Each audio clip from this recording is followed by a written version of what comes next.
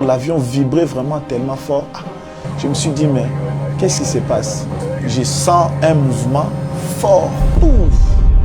Il y avait des gens qui vomissaient. Il y avait vraiment la panique totale. On dit qu'on ne sait pas les jours où on meurt. Mais moi, je sais que je meurs aujourd'hui. Je suis Francis Mwamba Lambert. Je suis rescapé d'un crash d'avion qui a fait 36 morts. Je suis le seul survivant.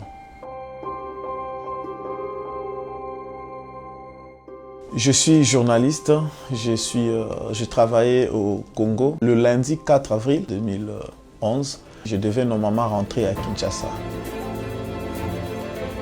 On embarque dans l'avion. Je me suis installé, puis l'avion a décollé.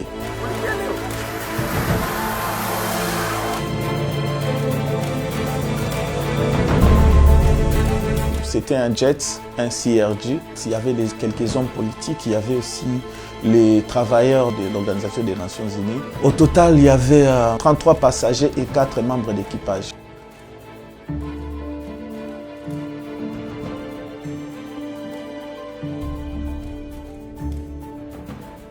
On a fait 1h20. Je me suis levé. J'ai eu l'envie de me soulager dans les toilettes derrière.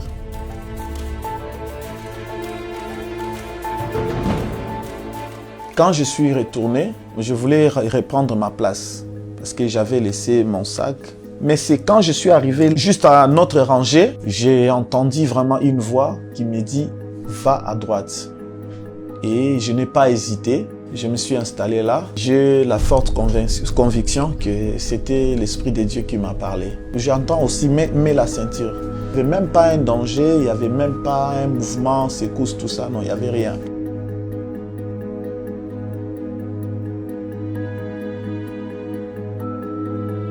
Après quelques minutes seulement, on a senti un mouvement, c'était un peu brutal. Je me suis dit peut-être que bon, nous sommes dans les turbulences. Après quelques minutes encore, il y a encore une forte bruit et puis des secousses qui font... L'avion vibrait vraiment tellement fort. Je me suis dit, mais qu'est-ce qui se passe?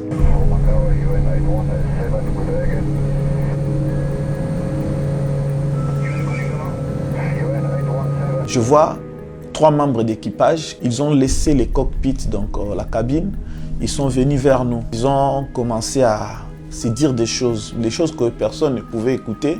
J'avais l'air paniqué, je me suis dit, mais qu'est-ce qui se passe? Pourquoi ces gens montrent un peu un comportement bizarre? Ça s'est calmé un peu, je jette un peu l'œil en bas, je vois, on était encore vraiment là, dans l'altitude vraiment. Il nous restait à peu près 20 minutes pour atterrir. Je sens un mouvement fort. Pouf! Et je commençais maintenant à trembler puisque l'avion allait dans presque tous les sens. Je me suis dit non, ce n'est pas normal. Et là, les gens commençaient à crier. Ils pleuraient, Seigneur, sauve-nous, Seigneur. En tout cas, il y avait des gens qui vomissaient. Il y avait vraiment la panique totale. Pendant ces temps-là, il n'y avait pas un signal, genre, mettez vos ceintures. Les dernières images qui me reviennent en tête, c'est que quand j'ai vu la maman là venir se cogner devant, j'ai vu le vice-gouverneur qui avait le journal qui lisait, mais qui pleurait, qui criait. J'ai tenu les accoudoirs comme ça. Et donc je me disais dans mon cœur, on dit qu'on ne sait pas les jours où on meurt. Mais moi, je sais que je meurs aujourd'hui.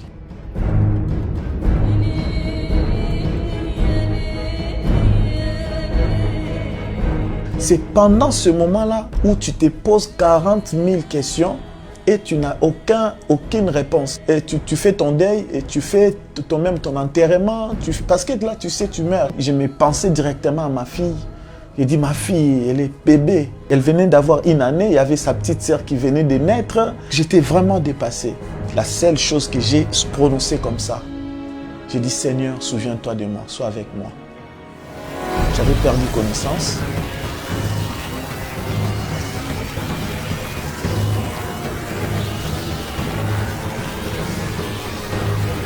L'avion s'est écrasé sur le sol à l'aéroport.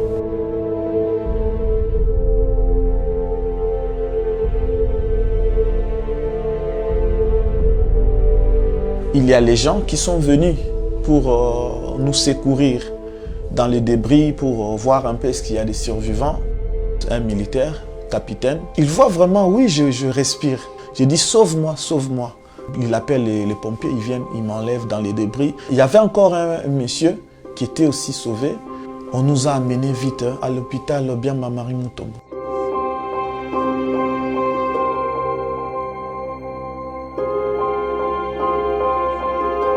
À l'hôpital, quand j'ouvre les yeux, je vois beaucoup de sang. On m'a mis un truc sur le cou, de bandes, je touche, mais qu'est-ce qui se passe? Je suis où? On me dit, vous êtes à l'hôpital, vous avez fait l'accident d'avion, tout le monde sont morts, vous êtes resté seul. L'autre monsieur qui était, on va dire, il était un peu demi-rescapé, puisqu'il a survécu pour quelques heures.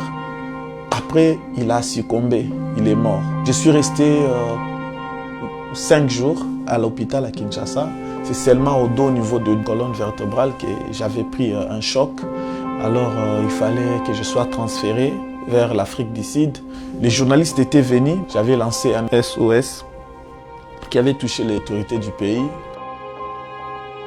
J'ai saisi de cette occasion pour demander aux gens de bonne foi, surtout au gouvernement, qu'ils me soutiennent un peu, parce que j'ai besoin vraiment de mes 2 pieds. Alors pour que je puisse bien récupérer mes 2 jambes, on doit m'évacuer. C'est le 9 avril que je prends l'avion, un avion médicalisé qui était venu, qui était affrété par le gouvernement. Quand je suis arrivé en Afrique du Sud, on m'a mis dans le ICU, donc dans les soins intensifs. L'opération avait réussi. J'ai été transféré dans un centre de rééducation. Je ne pouvais pas bouger au niveau de membres inférieurs. Et petit à petit, j'ai bougé ma jambe droite. On intensifiait le kiné. Il y avait des psychologues qui venaient de temps en temps parler avec moi parce que je ne mangeais pas. Je ne parlais presque pas. On m'a amené vers l'aéroport pour travailler le moral, la mémoire. J'ai eu peur directement, j'ai eu très mal. J'ai dit non, non, non, ramenez-moi, ramenez-moi. Je voyais, mais je fermais plus les yeux, je ne voulais pas. Mais quand je voyais, j'ouvrais pour voir, j'avais la tête qui tournait, je vomissais. Et je crois, 8e, 9e fois que je m'étais maintenant stabilisé. J'étais appelé à rentrer au pays. J'ai pris l'avion. Je suis installé dans l'avion, on a fait les décollage tranquillement, sans avoir peur, et c'était un bon pilote aussi, on est bien atterri. Et depuis ce jour-là jusqu'à aujourd'hui, j'ai pris déjà 14 vols sans avoir peur. Aujourd'hui, je me porte bien. C'est vrai que j'ai quelques douleurs, les douleurs neuropathiques, qui pour le médecin disent aussi que c'est un bon signe. Le plus important, c'est vraiment la vie. Et ce que j'ai vécu, c'est un miracle. Moi, je peux aujourd'hui expliquer aux gens cette expérience-là. La vie, ce n'est pas les jambes. La vie, c'est l'homme intérieur.